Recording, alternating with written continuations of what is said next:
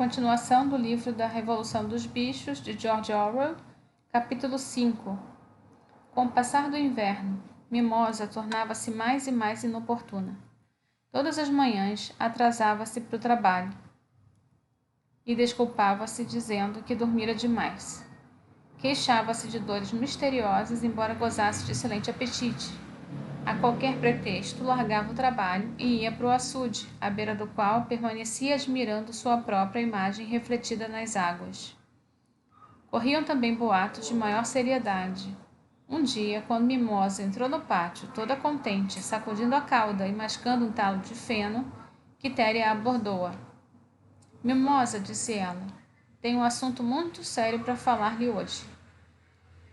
Hoje de manhã, eu a vi olhando por cima da sebe que separa a granja de Foxwood. Do outro lado estava um dos empregados do Sr. Pilkington. Ele, embora eu estivesse longe, tenho quase certeza de que eu vi isso. Falava com você e fazia festas em seu focinho. O que significa isso, Mimosa?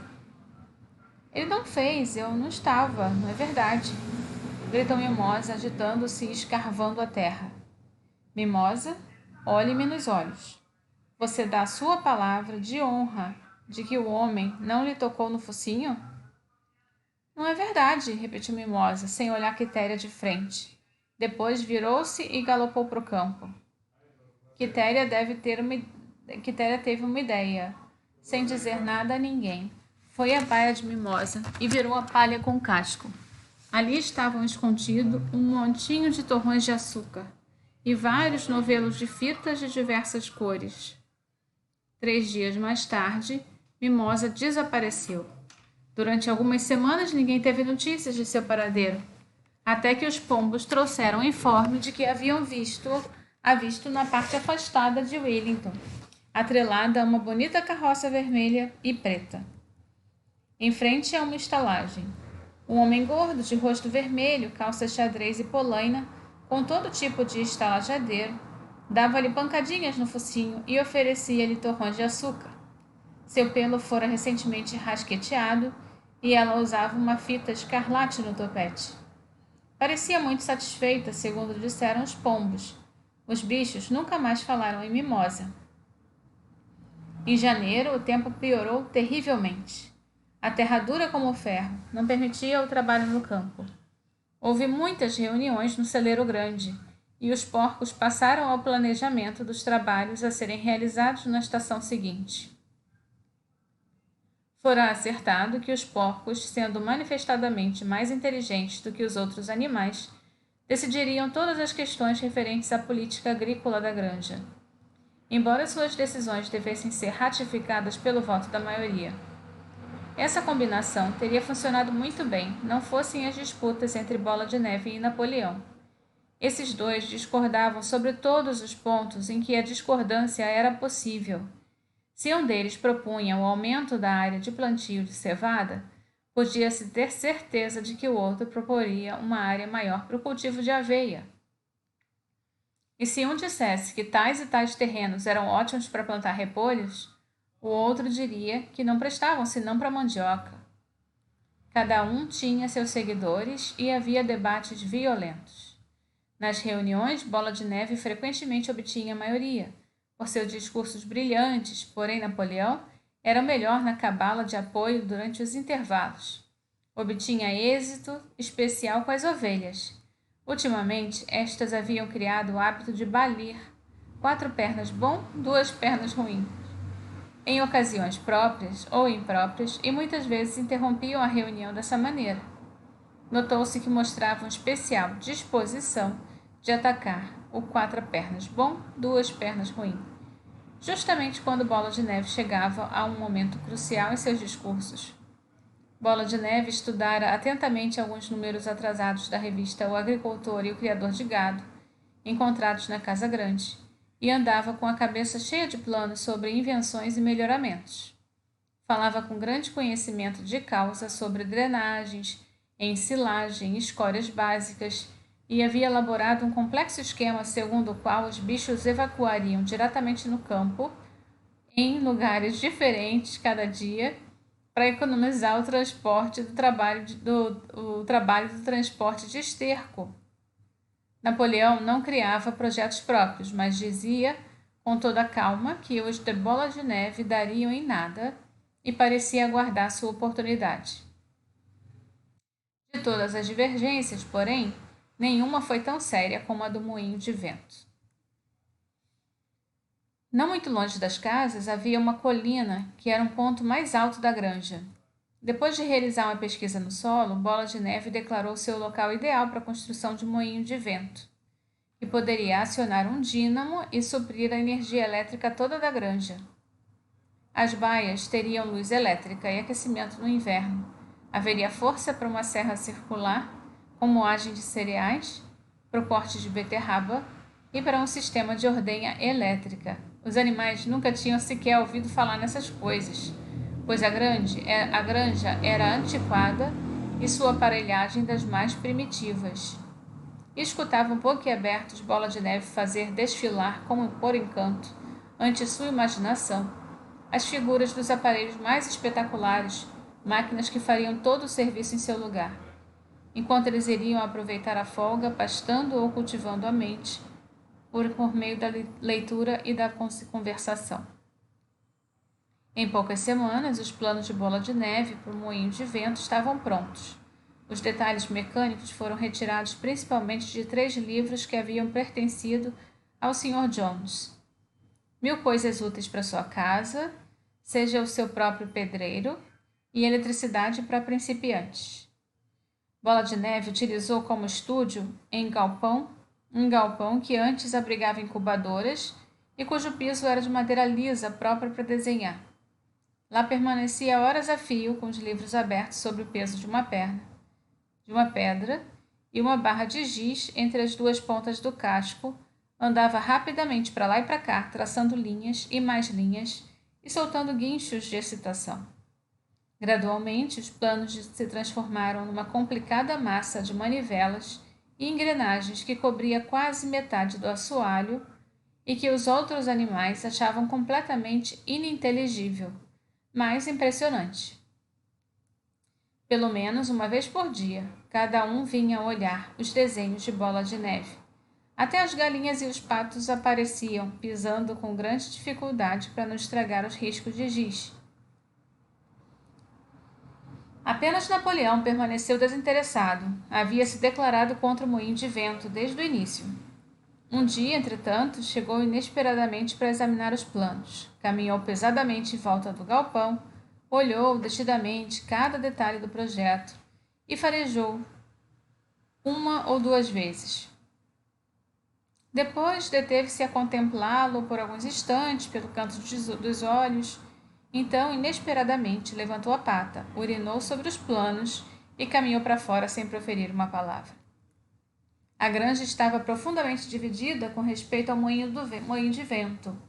Bola de Neve não negava que sua construção resultaria uma empresa difícil.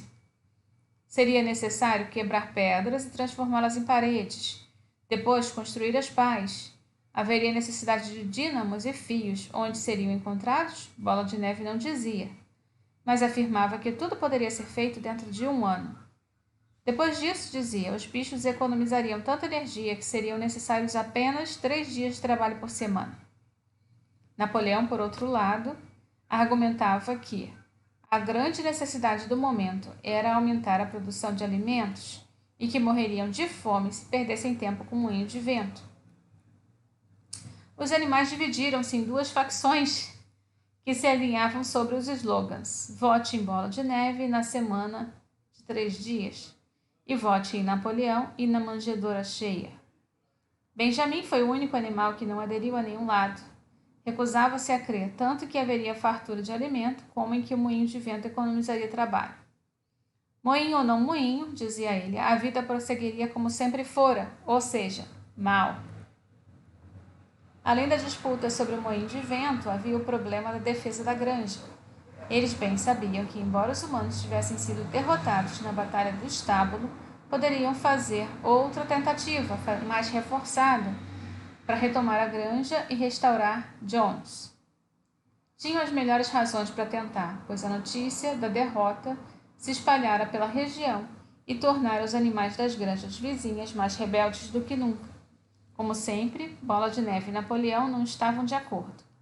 Segundo Napoleão, o que os animais deveriam fazer era conseguir armas de fogo e instruir-se sobre seu emprego. Bola de Neve achava que deveriam enviar mais e mais pombos e provocar a rebelião entre os bichos de outras granjas. O primeiro argumentava que, se fossem capazes de defender-se, estavam destinados à submissão. Se não fossem, né? E outro alegava que, fomentando revoluções em toda parte, não teriam necessidade de defender-se. Os animais ouviram Napoleão, depois Bola de Neve, e não chegaram à conclusão sobre quem tinha razão. A verdade é que estavam sempre de acordo com aquele que falava no momento. Por fim, chegou o dia que os planos de Bola de Neve ficaram prontos. Na reunião de domingo seguinte, deveria ser posta em votação a questão de começar ou não o trabalho do moinho de vento. Quando os animais se reuniram no grande celeiro, Bola de Neve levantou-se e, embora fosse interrompido de vez em quando pelo balido das ovelhas, expôs suas razões em favor da construção do moinho de vento. Depois levantou-se Napoleão para rebater. Disse calmamente que o moinho de vento era uma tolice, que não aconselhavam ninguém a votar a favor daquilo. Sentou-se de novo. Falara durante 30 segundos, se tanto, e parecia indiferente ao resultado. Ante isso, Bola de Neve pôs-se de pé outra vez. Calou a grito as ovelhas, que começaram a balir de novo, e irrompeu numa cadente apelo em favor do moinho de vento.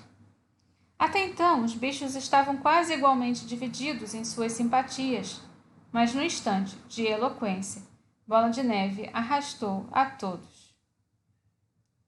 Com sentenças ardentes, pintou um quadro de como poderia ser a granja dos bichos quando o trabalho sórdido fosse sacudido de sobre os ombros de todos. Sua imaginação ia agora além dos moinhos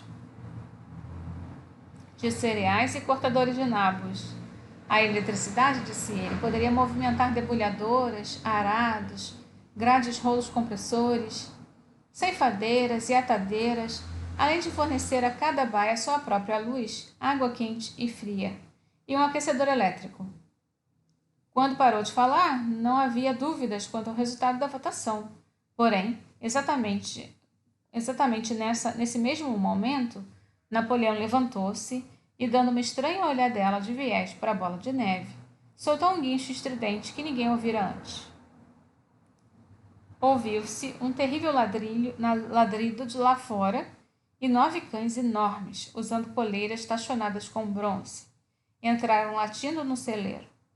Jogaram-se sobre Bola de Neve, que saltou do lugar onde estava, mal a tempo de escapar daquelas presas. Num instante, saiu porta fora com os cães em seu encalço. Espantados e aterrorizados demais para falar, os bichos amontoaram-se na porta para observar a caçada. Bola de Neve corria pelo campo em direção à estrada, como só um porco sabe correr. Mas os cachorros se aproximavam. De repente ele caiu e pareceu que o apanhariam. Mas levantou-se outra vez e correu, como um desesperado. Já os cães o alcançaram de novo. Um deles quase fechou as mandíbulas no rabicho de Bola de Neve, que sacudiu bem na hora. Aí fez um esforço extremo e, ganhando algumas polegadas, enfiou-se por um buraco da sebe e sumiu. Calados e aterrados, os animais voltaram furtivamente para dentro do celeiro. Logo chegaram os cachorros latindo.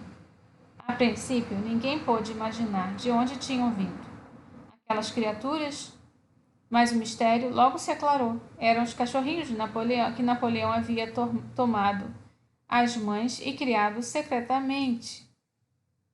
Embora ainda não tivessem completado o crescimento, já eram os cães enormes e mal encarados como lobos.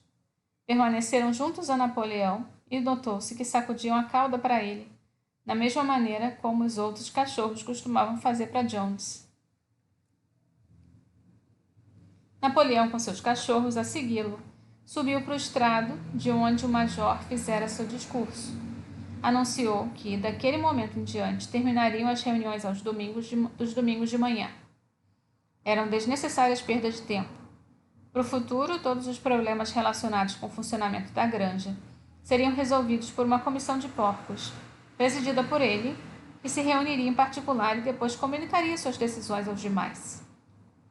Os animais continuariam a reunir-se aos domingos para saudar a bandeira, cantar bichos da Inglaterra e receber as ordens da semana. Não haveria debate. A despeito do estado de choque em que a expulsão de Bola de Neve os deixara, os bichos ficaram desalentados com aquela notícia. Vários teriam protestado se conseguissem achar os argumentos. Até Sansão ficou um tanto perturbado. Murchou as orelhas, sacudiu o topete várias vezes e fez um esforço tremendo para pôr em ordem as ideias. Mas afinal não conseguiu pensar nada para dizer. Alguns porcos, porém, tinham maior flexibilidade de raciocínio. 4 jovens porcos castrados, colocados na primeira fila, soltaram alguns guinchos de protesto e levantaram-se falando a um só tempo. Mas os cachorros juntos de Napoleão soltaram um rosnado fundo e ameaçador, e os porcos calaram-se, sentando de novo. Aí, estrondaram as ovelhas um formidável balido de 4 pernas bom, 2 pernas ruim, que durou cerca de um quarto de hora, acabando com qualquer hipótese de discussão. Mais tarde, Garganta foi mandado percorrer a granja para explicar a nova situação aos demais.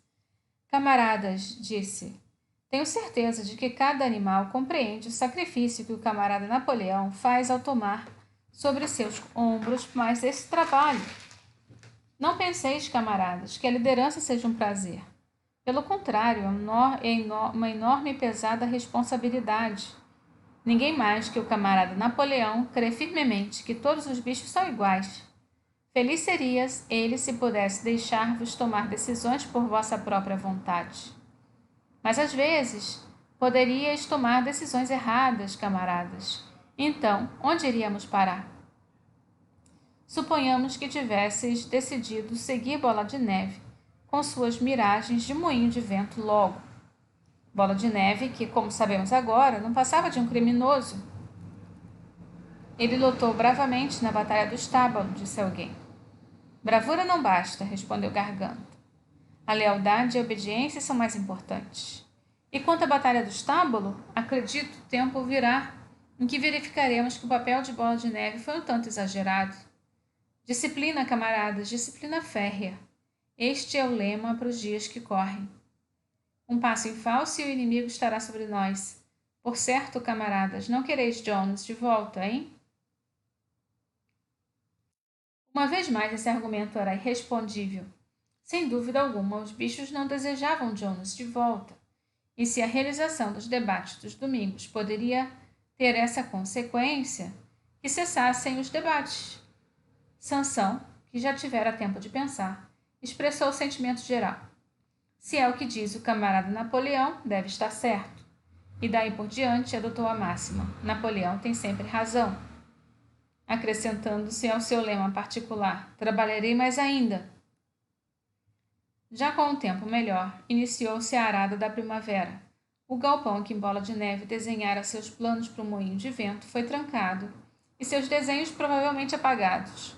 Todos os domingos, às 10 horas, os animais reuniam-se num grande celeiro para receber as ordens da semana.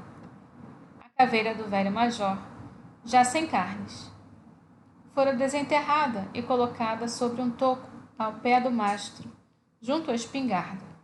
Após o hasteamento da bandeira, os animais deviam desfilar reverentemente perante a caveira. Antes de entrar no cereiro, já não sentavam juntos todos, como antes. Napoleão Garganta e outro porco chamado Minimus, dono de notável talento para compor canções e poemas, aboletaram-se sobre a parte fronteira da plataforma, os 9 cachorros em semicírculo ao redor deles e os outros porcos atrás. O restante dos animais ficava de frente para eles, no chão de celeiro. Napoleão lia as ordens da semana num áspero estilo militar, e após cantarem uma única vez Bichos da Inglaterra, os animais se dispersavam. No terceiro domingo após a expulsão de Bola de Neve, os bichos ficaram tanto surpresos ao ouvirem Napoleão anunciar que o moinho de vento seria, afinal de contas, construído. Não deu qualquer explicação sobre o motivo que o fizera mudar de ideia, apenas alertando os animais de que essa tarefa extraordinária significaria trabalho muito duro, podendo até ser necessário reduzir as rações. Os planos, entretanto, haviam sido elaborados até o último detalhe. Uma comissão especial de porcos trabalhara neles durante as 3 últimas semanas. A construção do moinho de vento, como vários outros melhoramentos, deveria levar 2 anos. Naquela tarde, Garganta explicou aos outros bichos, em particular, que Napoleão nunca fora contra a construção do moinho de vento. Pelo contrário, ele é o que advogara a ideia desde o início, e o plano de Bola de Neve havia desenhado no assoalho do galpão das incubadoras fora, na realidade, roubado de entre os papéis de Napoleão. O moinho de vento era, em verdade, criação do próprio Napoleão. Por que então? Perguntou alguém. Ele tanto falou contra o moinho, por que falou contra? Garganta olhou manhoso. Aí é que estava a esperteza do camarada Napoleão. Disse. Ele fingira ser contra o moinho de vento apenas como manobra para livrar-se de Bola de Neve, que era um péssimo caráter e uma influência perniciosa. Agora que Bola de Neve saíra do caminho, o plano podia prosseguir sem sua interferência. Isso era uma coisa chamada tática. Repetiu inúmeras vezes. Tática, camaradas, tática. Saltando a roda e sacudindo o rabicho com um riso jovial. Os bichos não estavam muito certos do significado da palavra, mas Garganta falava tão persuasivamente, e os 3 cachorros, que por coincidência estavam com ele, rosnavam tão ameaçadoramente, que aceitaram a explicação sem mais perguntas. Bem, eu acho que esse é o final do capítulo 5. O capítulo 6 fica para a próxima leitura. Tchau, tchau.